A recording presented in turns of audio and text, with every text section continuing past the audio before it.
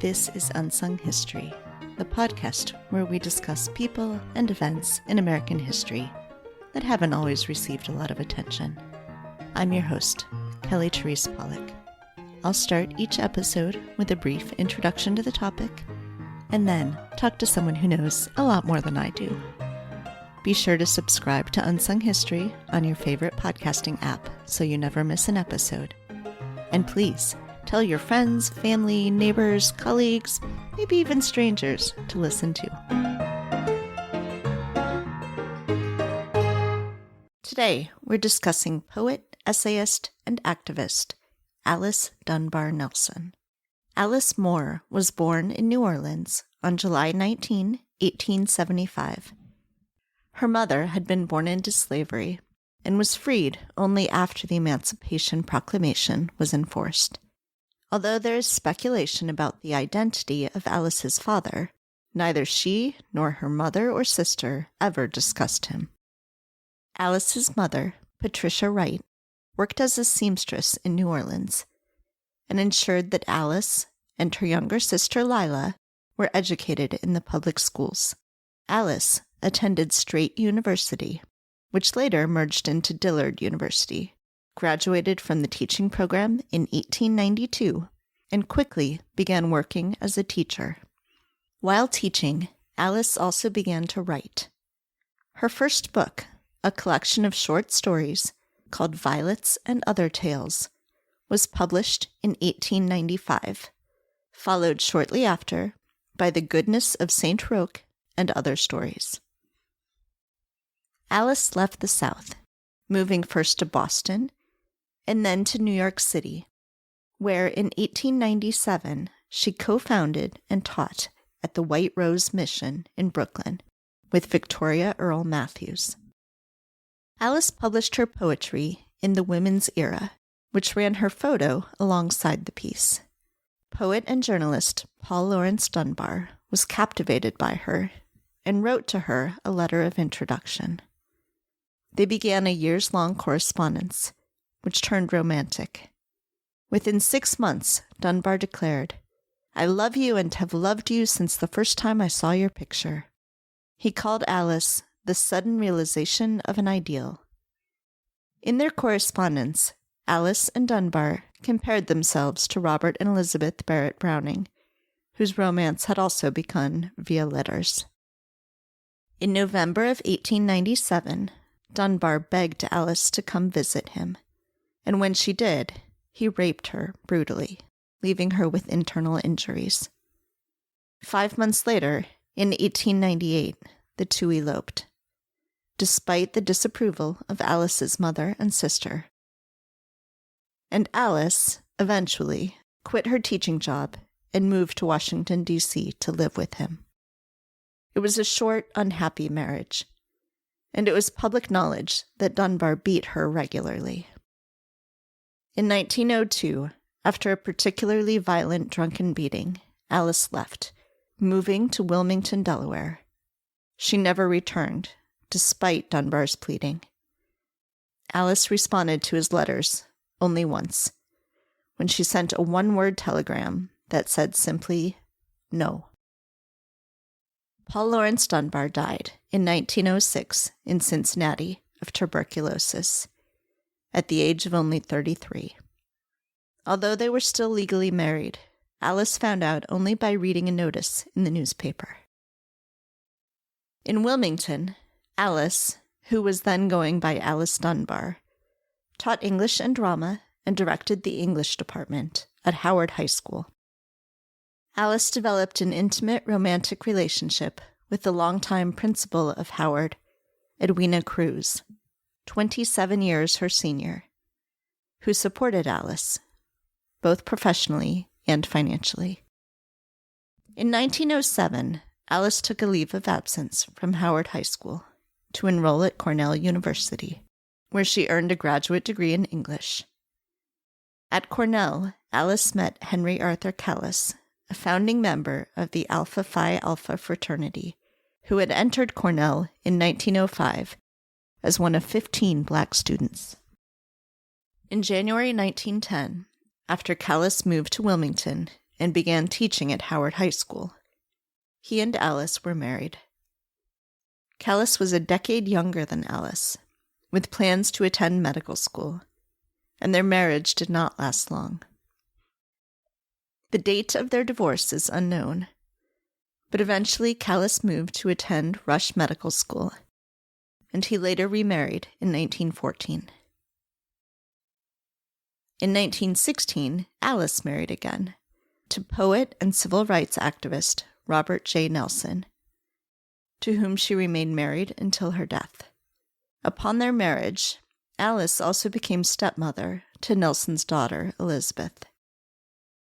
Nelson co-founded and edited the Wilmington Advocate and was active in politics as a member of the NAACP and the United Negro Republican Association. Before they were married, Robert and Alice worked together on masterpieces of Negro eloquence, the best speeches delivered by the Negro from the days of slavery to the present time, edited by Alice while Robert was president of the Douglas Publishing Company in Pennsylvania, and published in 1914. Robert Nelson continued to support Alice's work, including not just her writing, but also her political speeches. In 1914, Alice had co-founded the Equal Suffrage Study Club, the members of which marched in a suffrage parade in Wilmington later that year. In 1915, Alice traveled throughout Pennsylvania as part of a campaign to grant women the right to vote in the state. Alice spoke passionately, mostly to African American audiences, making the argument to African American men that the race would be stronger if African American women could vote with them. Alice also helped charter the Wilmington chapter of the NAACP and protested against a showing of Birth of a Nation. Unfortunately, a new principal at Howard High School, Ray Wooten, did not approve of Alice's activism, and in October 1920, she lost her teaching job, which she had loved. In 1921, Alice and a group of activists, led by James Weldon Johnson, met in the Oval Office asking President Harding to pardon black soldiers who had been convicted of rioting in a race riot in Houston in 1917. In the 1920s and 30s, Alice wrote extensively, including reviews and essays, along with stories, poems, plays, and novels. From 1928 to 1931, Alice was the executive secretary of the American Interracial Peace Committee, AIPC. The AIPC was a project of the Quaker-run American Friends Service Committee, and it sought to, quote, develop and enlist the active support of the Negroes of America in the cause of peace, unquote. In 1932, Robert Nelson was appointed to the Pennsylvania Athletic Commission by Republican Governor Gifford Pinchot, and Alice moved with him to Philadelphia. Unfortunately, her health began to deteriorate, and on September 18, 1935, Alice died of pneumonia, which affected her heart, at age 60. Her ashes were scattered on the Delaware River, fittingly, since she had written in her diary that she hoped to, quote, float on and on and on into sweet oblivion, unquote. Joining me now to help us learn more about Alice Dunbar-Nelson is Dr. Tara T. Green, Professor of African American and Women's and Gender Studies at the University of North Carolina, Greensboro, and author of the 2022 book, Love, Activism, and the Respectable Life of Alice Dunbar-Nelson. Before my conversation with Dr. Green, I'd like to read for you one of Alice Dunbar-Nelson's poems. This is I Sit and Sew from 1918. I sit and sew, a useless task it seems, my hands grown tired, my head weighed down with dreams. The panoply of war, the martial tread of men, grim-faced, stern-eyed, gazing beyond the ken of lesser souls, whose eyes have not seen death, nor learned to hold their lives but as a breath. But I must sit and sew. I sit and sew, my heart aches with desire, that pageant terrible, that fiercely pouring fire on wasted fields and writhing grotesque things once men. My soul in pity flings appealing cries, yearning only to go there in that holocaust of hell, those fields of woe. But I must sit and sew. The little useless seam, the idle patch, my dream I hear beneath my homely thatch, when there they lie in sodden mud and rain, pitifully calling me, the quick ones and the slain. You need me, Christ. It is no roseate dream that beckons me. This pretty feudal seam, it stifles me. God, must I sit and sew? Dr. Green, welcome, and thank you so much for speaking with me today. Thank you for having me. Yeah, so I was so excited to learn about the life of Alice Dunbar-Nelson, and so I'm so thrilled that we're speaking about her today. I wonder if you could talk a little bit about how you first got interested in her life and then about writing about her. Well, I first met her in an English class at Dillard University in the 90s when I was an English major. And that was a moment that I have not forgotten because I was not familiar with her work. I had grown up in the suburbs of New Orleans, and so had not been introduced to her work prior to being in that classroom. And then I was fascinated to learn that she had graduated from Straight University, which was an earlier iteration and merged with New Orleans University to become Dillard University. Mm-hmm. And so that moment of revelation for me and her description of a New Orleans that I was familiar with because I was sitting in the city of New Orleans was a new introduction of New Orleans for me. And it just resonated with me. Yeah, so she has this just absolutely fascinating life. And, I think of a lot of the people that are maybe that I feature on here that are sort of unsung and, maybe people don't know as much about, often we maybe lack some sources, but there is just an incredible wealth of sources here of her own writing, especially. So I wonder if you could talk some about kind of the wealth of sources that you were able to look at to write about her and the sort of the way that you analyze those kinds of sources. Well, there is so much. She kept from about 1895, around the time where she begins to correspond with Paul Laurence Dunbar, her first of three husbands. She first of all, she keeps that correspondence, and then she keeps, everything. I imagine that she had to have thrown some things away, but what she actually kept is mostly in boxes at the University of Delaware. So once I learned that there were some documents there, I had no idea really how much. And I went there and I thought, wow, nobody's written a biography about her. And I knew that I was going to have to do that. So I would go back to the University of Delaware several times. And she was also an editorial writer, and she did not really keep whatever newspapers she may have had have probably just sort of disintegrated. So there aren't very many copies of her actual writing, editorial writing in those boxes. But thankfully, we have databases of Black newspapers from her time. Mm-hmm. And so I was able to look at her work through those databases. So the technology, along with the historical records, really helped me to be able to pull together this book. One thing that's interesting, of course, is with all of these sources, there are still some gaps, some silences, years where either maybe she didn't keep a diary or or it was destroyed, or she burned it or something, and there'll be times when there isn't correspondence back and forth because she's living with whomever she would have been corresponding with. So can you talk some about the effect of those gaps, those silences, if there are things that, that maybe we can't quite get at, or if there's anything to be learned from the fact that there are silences in some places?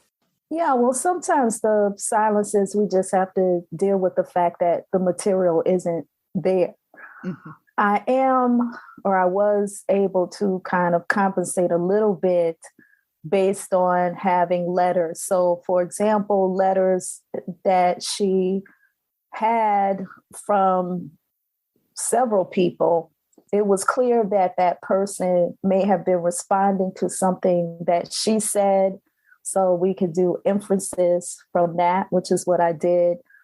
Sometimes the difficulty of someone referring to some folks that I could not find the name again in any archive or connected with that person. And so the kind of intimacy of those conversations would pull me in a different kind of direction so that I couldn't get close to who was saying what or why, but how it may have made her feel. So I would tap into the apathy, the emotion of the experience, because it was probably something else going on in her life at that same time. So, and that's what happens, right? We have friendships with one person, but we may also be taking care of a parent and we're teaching and so on. So trying to pull apart specific incidents, but also to try to capture the layers of a particular moment also. So when you're looking at the life of someone like this who has both private writing, so private at different levels, journal is presumably just for herself, correspondence is theoretically just for that one other person, but then also lots of public writings, both fiction and journalism, as you mentioned. What do you see in the way her voice maybe differs in those different kinds of contexts?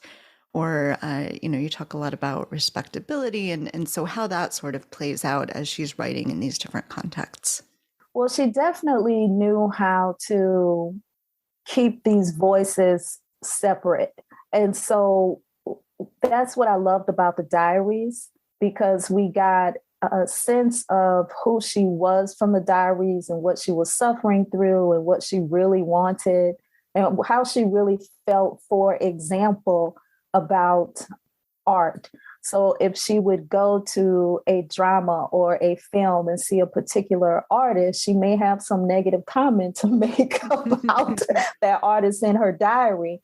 But when she wrote about that drama or that film in her editorials, she would be quite kind. And so it was always the public face of the Black experience that she made primary in her work. And secondary may have been how she personally felt about a particular situation or a person or an event. So let's talk some then about this respectability, and so that you have that right in the title of your book about the respectable life, and you come back to it several times in the course of thinking about her life and the way, as we're talking about, that she presented herself. And so, can you talk some about what maybe both what you mean by respectable and respectability, and what that meant to her? Yeah, so I am playing off the idea of the politics of respectability, looking at the work of Evelyn Hickenbottom.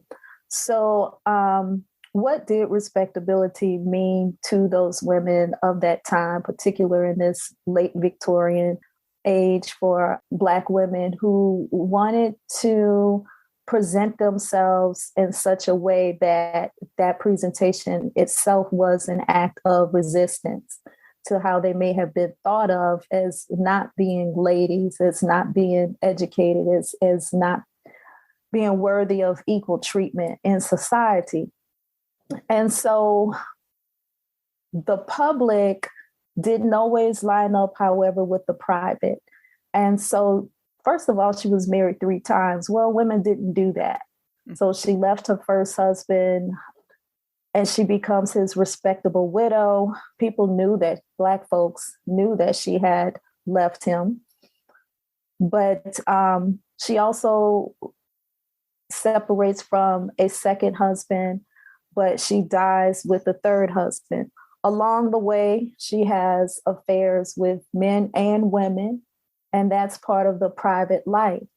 So how she defined respectability is something that I hope will expand our thinking around Black women of this time, what they had to do and what they chose to do to tap into pleasures of the life is what I try to capture in the biography. So let's talk some about that first marriage with Paul Laurence Dunbar. And as you just mentioned, she leaves him, but later is known, even after she's married 2 more times, known as his widow. Can you talk some about that relationship and how formative that relationship was for the rest of her life and for, sort of both what respectability in a way that gave her, being sort of his widow and carrying on his legacy, but also in sort of learning about herself and what she would and wouldn't put up with? Well, she came from a woman-centered family. Her mother was the matriarch of the family, and she had a sister. And her sister ended up no longer being in relationship with her husband. And so Alice becomes a co-parent of her sister's children as well. Alice doesn't have her own children. So the relationship that she has with Dunbar begins through writing. The night that they meet is the night that they become engaged. But throughout that writing, that correspondence, we can see the abuse. We learn of the abuse that she deals with prior to the marriage, which eventually in some ways becomes the reason for the marriage, and that she endures during the marriage. So when she leaves, her sister and her mother are already living with them. And I think that, we can only surmise because she doesn't really talk about that. She kind of deals with it a little bit in her short fiction, or even in her longer fiction, actually. But it's a moment clearly where she says enough is enough. And what she says is it wasn't the physical abuse, but it's the slander. Mm. And that is an attack on the respectable life that she is trying to lead. So, it's a very complicated situation, but she is very smart and keeping his name, of course, because he was well respected, regardless of the kind of person that he was. And he was a troubled, complicated, talented individual. There have been biographies written about him, and I know that there are biographies that are being written about him right now. So what I try to offer in this book is her perspective on what it means to live with a man who is well known and well respected because he is well known, but she has a different kind of experience with him. So keeping his name allows her to continue to sit at certain tables in polite society amongst middle-class Black people, but she also has to carry with her the history of what it is to have been his wife. And it's interesting that she keeps his name even after, certainly in her second marriage, which didn't last very long, but even in her third marriage, which was longer and, seems to have been a better relationship. And, then she hyphenates and becomes DunbarNelson. What was your sense of of her relationship with her third husband and about, what reaction he might have had to her sort of keeping the Dunbar name and the Dunbar legacy, still sometimes being called, Dunbar's widow, what that might have meant for their relationship.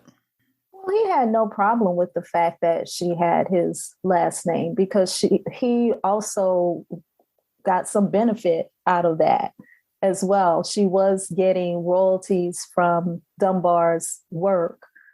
And again, she was well respected within the community of Black people during that time. He's very clear that he did not have a problem with it. The relationship she had with him was it was certainly, I think, the better of the three relationships in the sense that she worked with him on various projects, political projects, as well as literary projects. He's very supportive. He doesn't seem to be one that tries to keep her from doing certain things. So they are partners. They're kind of partners in crime. They try to come up with ways to keep each other elevated within society, and that eventually works for the position that he gets, a political appointment that he gets a couple of years before she passes away. But they certainly do have their struggles financially because he is not able to bring in steady funding. Her funding comes in from the royalties, but also from teaching, which she loses that job at a certain point. And so it's the relationship that works very well for her. I wanted to ask too about sort of switching gears a little bit about the club women. So, and this is something you talk about, especially in certain parts of her life. The clubs become sort of really important. So, can you talk some about that kind of what these clubs are and the role they play for Black women and how that sort of ties in with this idea of the respectable life and respectability? Yeah, well, the clubs that Black women have, white women had clubs as well, but Black women were not invited into those clubs. And Black women had specific kinds of things that they were interested in because it was always about how do we use this opportunity to work with one another to strengthen the race.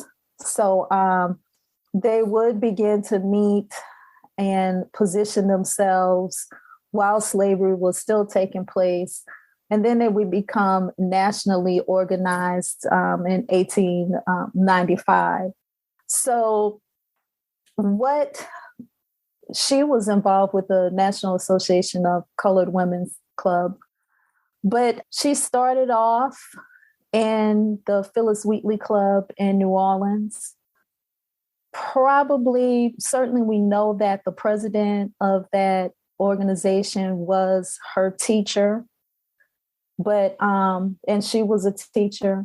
So several of the women we know for sure were teachers. And that's important because of what they see and what they feel like they want to do for the youth in New Orleans, which is in the South, which is dealing with segregation, a lack of resources. So what these women are able to do in terms of pooling resources with the meager salaries that they get from their teaching, you have to remember that Black women were not paid the same as their white counterparts, and certainly women weren't paid very much. I mean, these are things that we are still talking about and dealing with in society today. They were dealing with them at a very great, on a greater scale. So the club women were concerned about what may have been going on in Africa. They had newsletters where they let people know what was going on and what they were doing, and a kind of philosophy that they had that did tap into respectable living and morals. Christianity was certainly important. And so it was all about improving the condition of the youth, strengthening families, and that would strengthen communities and help them to be better positioned in their fight for equality. And Toward the end of her, or I suppose later in her life, then she becomes an honorary member of a sorority too. Did the sororities play a similar kind of role? They did. Delta Sigma Theta sorority, of which I am a member. The club women were the sort of, if you will, kind of mother organizations to these sororities that started in the 1900s. And so she was already doing much of the work that the sororities would do, but the sororities were focused on college women, college educated women, which of course she was college educated as well. So it was a nice fit for her and it was logical. Delta Sigma Theta's first public event was to participate in the suffrage march of 1913. And she had already been involved in suffrage work. And so, if you look at that picture of those 22 women that are the founders of the organization, they, it's you can see them with their long dresses on, and we know that they were to be the gems of society once they graduated from Howard University, and then other chapters would develop. So she was well positioned to attend conferences and to give talks and to connect with that organization.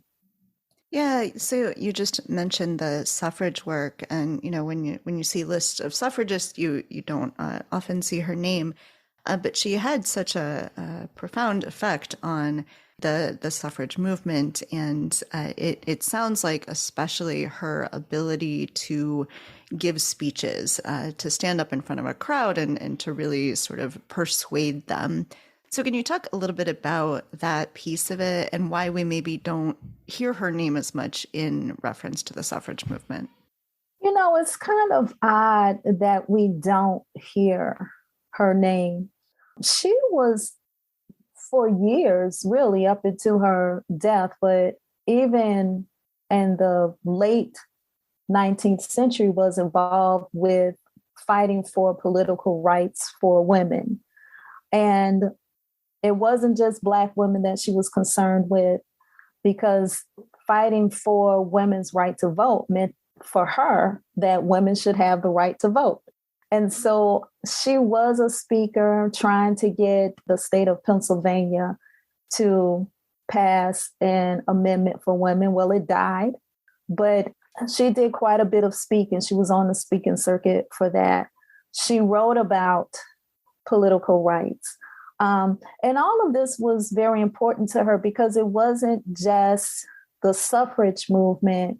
Even after the suffrage movement, she would continue to work with women locally and nationally to get the people that they helped to get into office to stay on task. If we voted for you for this purpose, then we demand that you do what you said that you were going to do.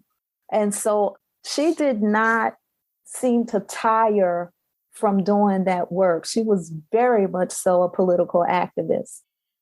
Yeah, it's funny when you say she didn't tire from that work. It seems like she didn't tire from anything. She just seems relentless. I think at one point in the book you talk about in some place that she's like always searching for something, and it feels like it, I guess I kept sort of wondering what is driving this. That she is doing a million different things and has lots of relationships. She's caring for her mother and her sister's children. And do you have a sense from her writing of what was sort of driving this sort of relentless, always active, always doing something, working, striving? Well, she also struggled with having a skin color that people may perceive as white, which worked for her in some instances when she actually does pass for white, for example, to get better accommodations on a train. But it also worked against her. She felt as though there were Black people who thought that she wasn't really Black. And so I think that the work that she did to advance the race actually gave her purpose and identity, because she knew she wasn't white. She couldn't be accepted as white. And she swore an allegiance to being Black because her mother was a formerly enslaved woman. So that was very important to her. It gave her a kind of identity, for one. Two, I think that she loved giving speeches. I mean, there's no doubt in my mind about that. She really loved giving speeches. Her feelings would get hurt if her husband, Robert Nelson, did not feel as though she said what he may have wanted her to say or something like that. So she took pride in doing that work. So I think that she liked being in the spotlight. She had been giving speeches since she was quite young. I was able to find that in the newspaper archive. And so this was work that she got a level of gratification from and pleasure. But also, I do believe that she believed in the work that she was doing, that she honestly wanted to help people.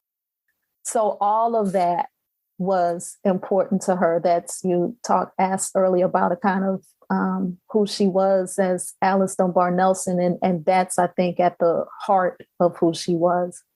So we talked some about her marriages, but as you mentioned earlier, she also had affairs both with men and very significantly with women, especially one very meaningful, longstanding affair with a woman. So can you talk a little bit about that piece of it? And, she never sort of had public relationships with women, and what, obviously we can sort of understand that given the time, but what these relationships meant to her life, and what we see in her writing about, especially with Edwina Cruz. The relationship that she had with her was long and complex. It was complex, of course, because this was the woman who was the principal where she worked. And they lived in Black Wilmington.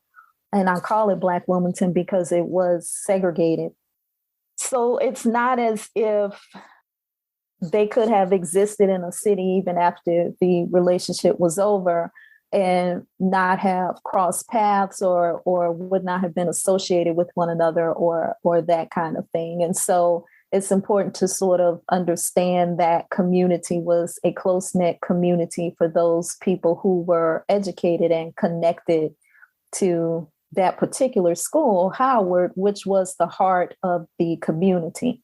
So that relationship, like I said, was complicated. So people will have to read to get the nuances of that. But yeah, she had relationships, shorter relationships with women.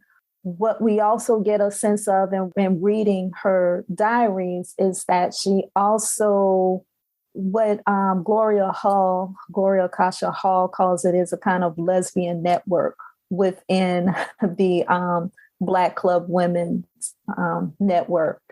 And so more research needs to be done on that, because what is going on when people are getting on trains and meeting at these conferences? Yes, they are having meetings, but what else is going on as well? What are some of those relationships? And that becomes important. We can say, oh, well, we're just kind of being nosy, but those kinds of relationships, understanding who's connected to whom and why, also helps us to understand how agendas are made and how decisions are made in these meetings. So I didn't get into the weeds of that. I was just interested in who she was with and what she was doing, because it becomes important to understanding who she was. And to understand that means that her relationship with her, at least certainly her third husband, was complicated also. He did know and he accepted, I think, who she was. And so it really says something important about that relationship, that people are stunned I've had this discussion with people that they just can't believe that this was going on behind closed doors at this particular period, because they tend to think about these women, particularly Black women, as just being sort of straight-laced, and this is how they live their lives and so on. Yeah, people have private lives. This could be part of the privacy. It certainly was for her.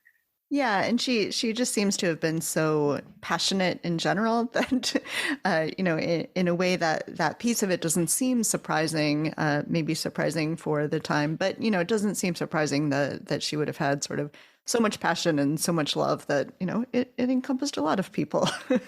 Yeah, she was a passionate woman. She really was. Yeah. You mentioned that people will need to read to understand more of the relationship with Edwina Cruz, and I think that everyone should read this book. So can you tell people how they can get the book? Well, certainly. You can go to the Bloomsbury website. You can go to my website, and I have links. And my website is www.drtaratgreen.com. So that's drtaratgreen.com. And there are links there that will help you to get to where you need to be. But it's very easy to get. And you have another book coming out too. Yes. See Me Naked. See Me Naked, Black Women Defining Pleasure During the Interwar Era. And that should be available. Some people are getting the link to it through Kindle Books. But the printed version will be available on February the 11th, from what I understand. And that has been published by Rutgers University Press. So you're pretty busy. I am, but those two books are in conversation. In fact, I started with a quote from Alice Dunbar-Nelson. So they are in conversation. They both deal with respectability politics and how Black women respond to and navigate those politics. Excellent. I look forward to reading that one as well. So is there anything else that you wanted to make sure we talk about today? I know that there's a whole bunch of her life that we didn't even quite get to, but is there anything that you definitely want to make sure we talk about? Well, I hope that people will remember that she led this fabulous life. But what brings me to her and many people to her is that she was a fiction writer. I think that she had a kind of mastery over short fiction. People would think about her. Someone described her once to me as a minor writer of local color. And I've never thought of her as a minor writer. I've thought of her as a woman who had an ability to observe what was going around her and to use a kind of silence and sight to talk about the condition of women at a particular time. And what she saw of those women then are some of the questions that we still ask today of women and about women's condition in society. So I would certainly encourage people to look up her work. You can find it free, some of her work free in the public domain just by clicking around on the internet. Excellent. And I will make sure that in the show notes, I put links both to your website, but also to places where people can find her work. Great. Thank you. Well, Dr. Green, thank you so much for speaking with me. It's been a pleasure to talk to you about Alice Dunbar-Nelson, and I'm so thrilled that I got the chance to learn more about her and her life. Thank you so much for reaching out. I appreciate it. Thanks for listening to Unsung History. You can find the sources used for this episode at unsunghistorypodcast.com. To the best of our knowledge, all audio and images used by Unsung History are in the public domain or are used with permission. You can find us on Twitter or Instagram at unsung__history or on Facebook at Unsung History Podcast. To contact us with questions or episode suggestions, please email Kelly at unsunghistorypodcast.com. If you enjoyed this podcast, please rate and review and tell your friends. MSW